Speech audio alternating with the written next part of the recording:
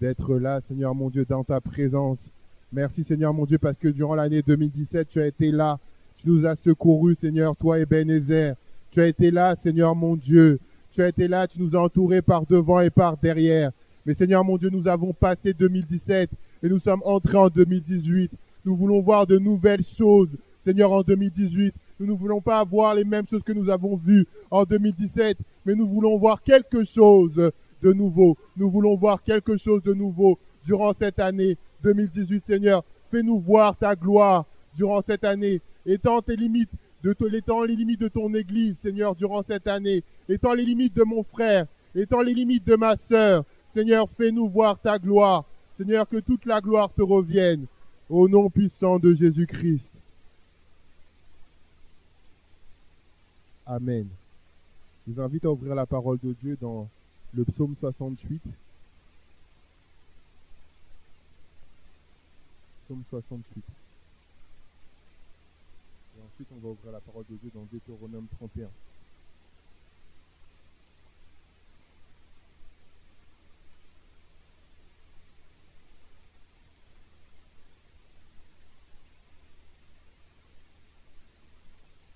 Vous y êtes?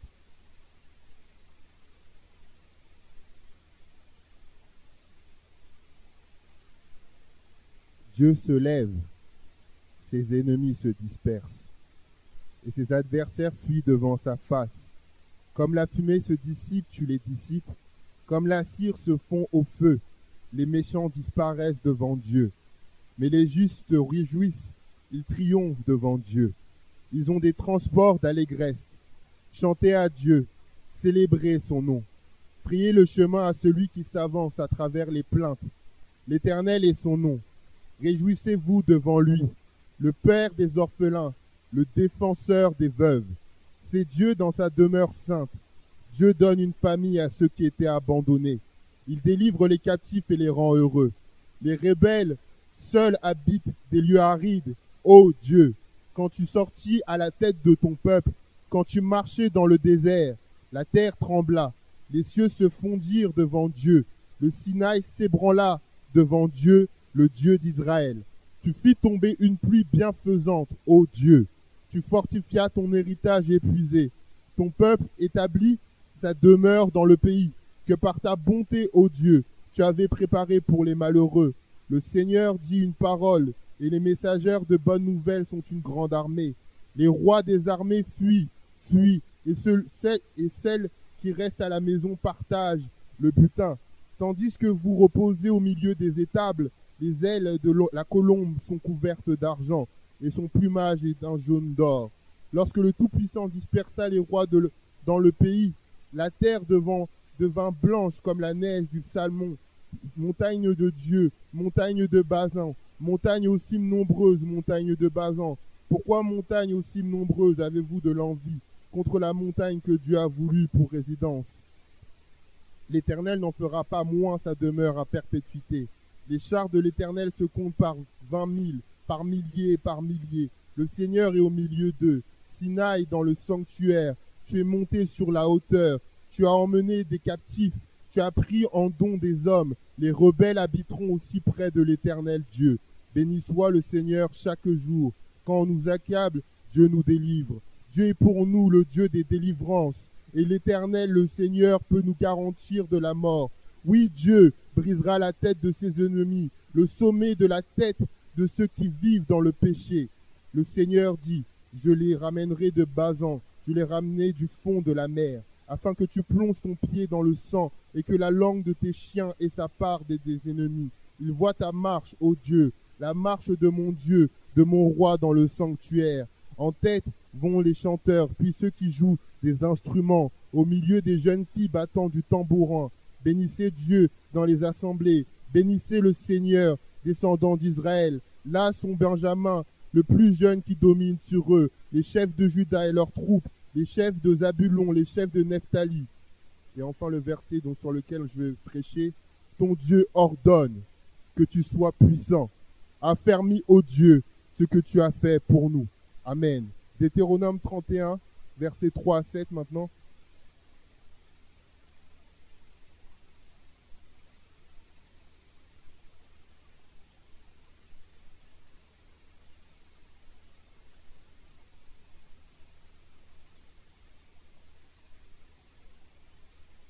reprendre du début.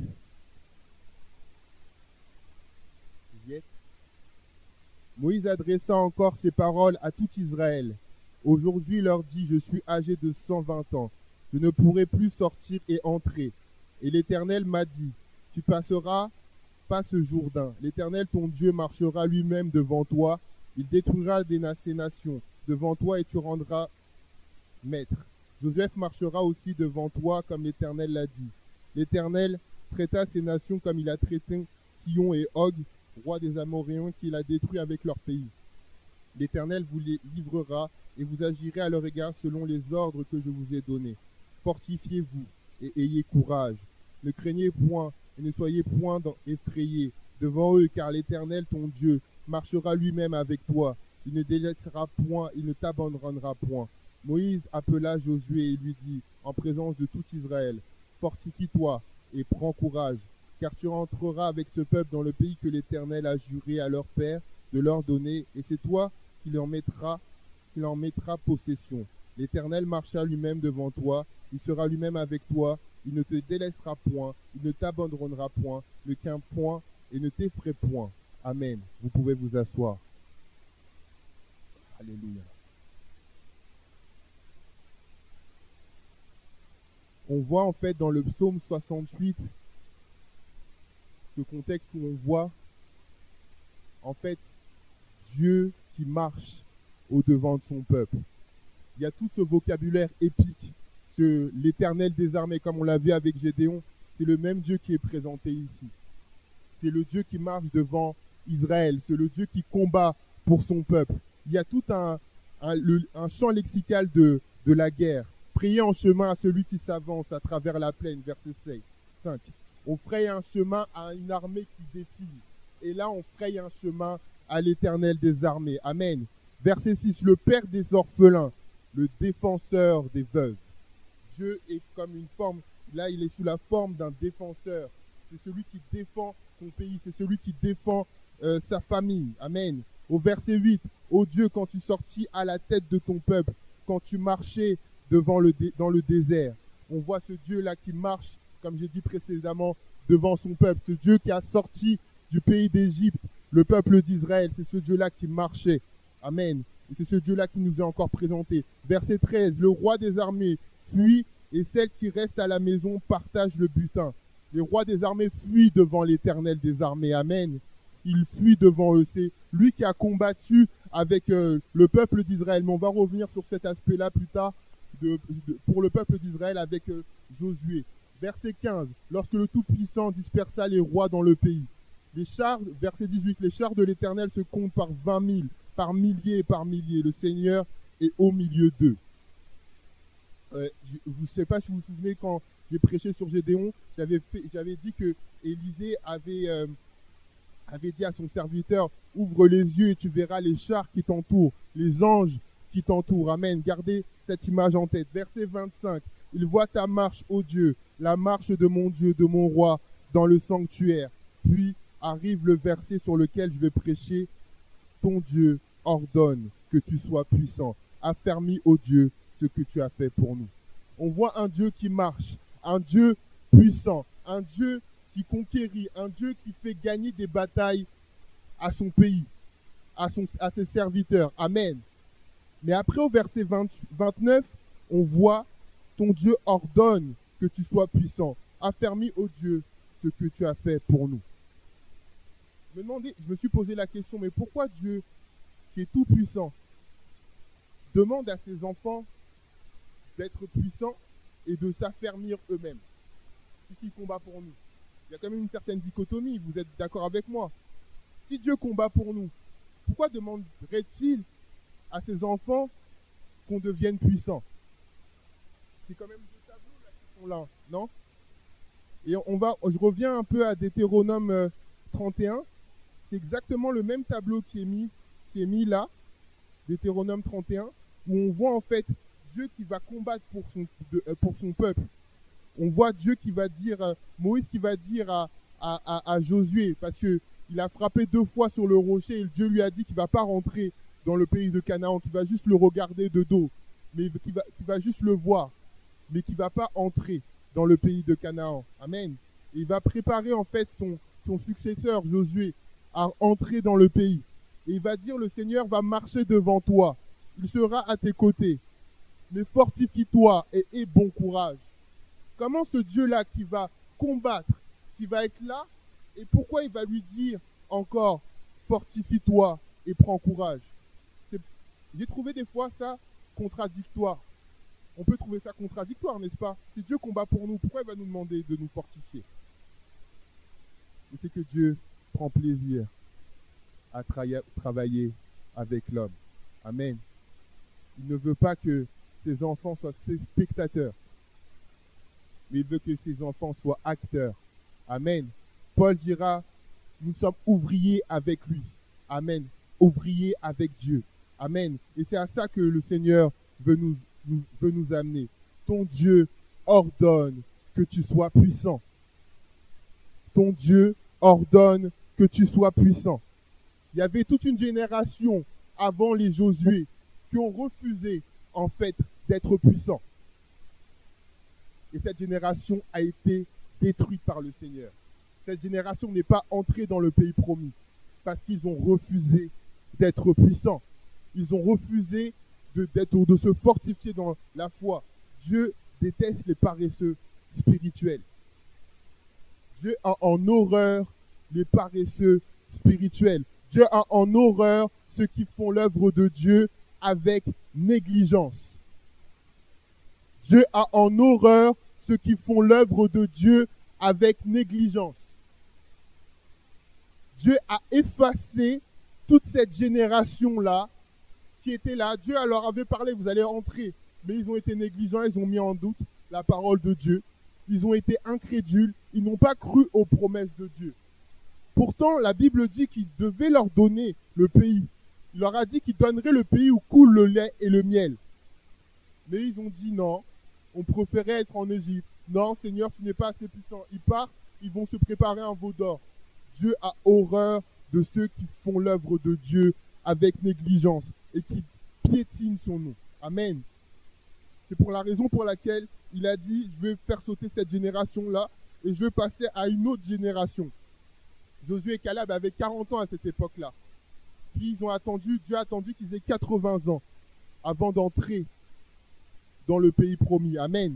Il a attendu que toute cette génération-là, d'hommes incrédules, de femmes incrédules, de personnes qui piétinaient l'œuvre de Dieu, s'évapore et de laisser place à cette nouvelle génération.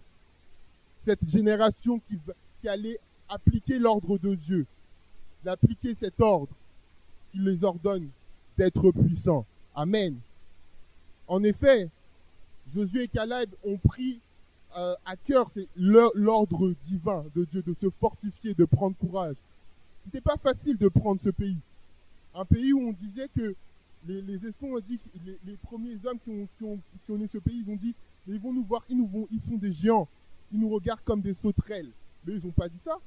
Ils ont dit, on va s'appuyer sur la parole de Dieu et on va aller conquérir ce pays parce que le Seigneur a dit qu'ils allaient nous donner. Amen. Et moi, je voudrais vous donner cette parole en vous disant, 2018 va passer. En 2018, le Seigneur vous a fait des promesses. Mais c'est à vous d'aller chercher ce que le Seigneur a pensé pour vous. Amen. C'est à vous de vous saisir des promesses que Dieu a promis. Il ne va pas faire le travail à notre place. Le Seigneur ordonne que nous soyons puissants et que nous saisissions ces promesses. Il y a la sœur Evelyne qui a fait cette prière, qui a dit nous sommes fatigués d'être paresseux. Et ça va dans le sens de mon message. Nous sommes fatigués d'être paresseux. Nous sommes fatigués de cette vie-là. Nous sommes fatigués parce que avec cet esprit-là, nous ne pouvons pas saisir les promesses de Dieu. Et le frère Jean-Claude a aussi introduit mon message de la même manière. Il a dit, son neveu était fatigué. Il a dit, non, ce bac-là, je vais aller le chercher. Quelque part, il faut se faire violence. Quelque part, il faut sortir de sa zone de confort et aller chercher ce que Dieu a pour vous, pour nous. Amen. C'est à cela que Dieu nous appelle, mes frères, mes sœurs. Dieu nous a tout promis. Il nous a tout laissé. Mais il nous ordonne d'être puissants. Il nous ordonne d'aller chercher les promesses. Il nous ordonne d'aller chercher les trésors qu'il a pourvus pour nous. Amen. Et ça, il se revient sur cette parole de Jésus. Il a dit, vous aurez des tribulations dans le monde. Mais prenez courage, j'ai vaincu le monde. Et qu'est-ce qu'il va dire aux sept églises? À celui qui vaincra. À celui qui vaincra. Il va faire ses promesses, différentes promesses. On va peut-être lire dans Apocalypse à partir du chapitre 2 ce que Dieu dit aux sept églises.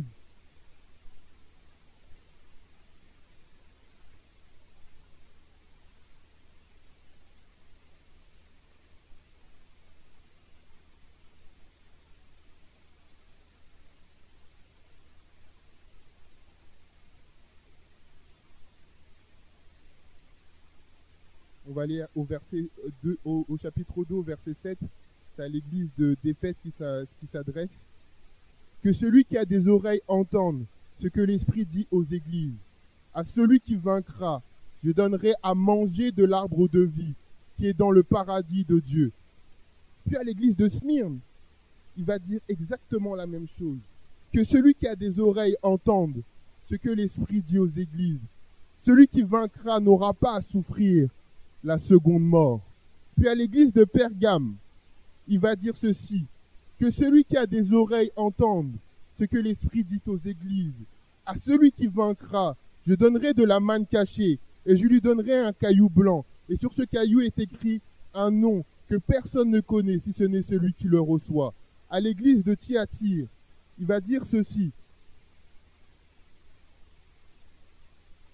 que celui qui a des oreilles entende ce que... je vais reprendre au verset 27. Il pètera une verge de fer comme on brise les vases d'argile. Ainsi moi-même j'en ai reçu le pouvoir de mon Père.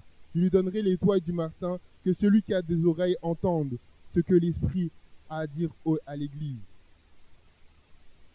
En fait, c'est tout cela qui revient, ce mot terme, à celui qui vaincra. Et je voudrais mettre en emphase ce terme. Je ne sais pas si vous avez en tête ce qu'a dit le baron Pierre de Coubertin, l'instigateur des Jeux Olympiques. Il a dit cette phrase, l'important c'est de participer. L'important c'est de participer. Et moi, j'aime pas participer pour perdre. Hein. Moi, je m'en souviens quand je jouais au basket, j'ai joué pendant longtemps au basket. Et maman savait quand je gagnais ou quand je perdais. Quand j'ai perdu, il ne faut pas m'adresser la parole. Je suis un très mauvais perdant. J'aime pas perdre. Et c'est de la même chose dans la réalité spirituelle. À celui qui vaincra. La théologie de la victoire. Dieu, le Seigneur, Jésus-Christ ne viendra chercher que les vainqueurs. Moi, j'aime cette pensée américaine qui dit, quand ils disent « Gold, that's all. I want some gold ». On reçoit à la Maison Blanche que ceux qui ont remporté la médaille d'or. À l'Élysée, on reçoit ceux qui ont été médaillés d'argent, médaillés de bronze. C'est dans la culture française. Mais la culture américaine, on reçoit que les vainqueurs. Et au ciel, on va recevoir aussi que les vainqueurs. Amen. À celui qui vaincra, à celui qui vaincra, le Seigneur t'ordonne d'être puissant. Amen. Le Seigneur t'ordonne que tu sois puissant afin que tu saisisses les promesses de Dieu pour ta vie. Le Seigneur t'ordonne d'être puissant afin que tu ailles arracher ta victoire, afin que tu ailles le saisir ta victoire. Là, on nous fait appel à un chrétien qui est actif, à un chrétien qui veut gagner. Pas un chrétien qui reste timoré, un chrétien qui a peur, un chrétien qui marche dans la défaite. Jésus a tout remporté pour nous à la croix du Calvaire. Et nous devons marcher dans ses pas, avoir les yeux fixés sur Jésus, avoir les yeux fixés sur la croix, afin de marcher dans ses pas et marcher dans la victoire. Amen. À celui qui vaincra, ton Dieu ordonne que tu sois puissant. Je ne vais pas prêcher longtemps, c'était une simple exhortation que le Seigneur a mis sur mon cœur pour commencer cette année 2018. Et qu'on va continuer dans la prière, je vais laisser la place au pasteur, afin que nous puissions marcher dans cette dynamique de vainqueur. À celui qui vaincra, ton Dieu t'ordonne que tu sois puissant. Que le Seigneur vous bénisse. Seigneur, je te bénis, je te loue, je te rends grâce pour ta parole, pour ce privilège que tu m'as donné encore de pouvoir donner ton conseil. Je te prie que tu puisses équiper chaque personne ici présente. Tu connais les défis, tu connais les challenges que nous allons traverser durant cette année 2018. Mais toi, Dieu, Seigneur mon Dieu, tu nous entoures par devant, par derrière. Et Seigneur mon Dieu, tu es l'Éternel des armées qui combat pour nous, Seigneur. Aide-nous, Seigneur, à être sensibles, Seigneur mon Dieu, à cette réalité spirituelle et à savoir que nous marchons dans la victoire. Même si nous devons traverser la vallée de l'ombre de la mort, tu es avec nous, Seigneur, et tu seras avec nous durant toute cette année 2018. Je te prie que tu puisses donner du courage à mon frère, que tu puisses donner du courage à ma sœur, que tu puisses fortifier, Seigneur, la foi de mon frère, que tu puisses fortifier la foi de ma sœur, que tu puisses affermir, Seigneur mon Dieu, qu'il puisse encore aller encore plus loin avec toi. Seigneur, que toute la gloire te revienne. Au nom puissant de Jésus-Christ. Amen.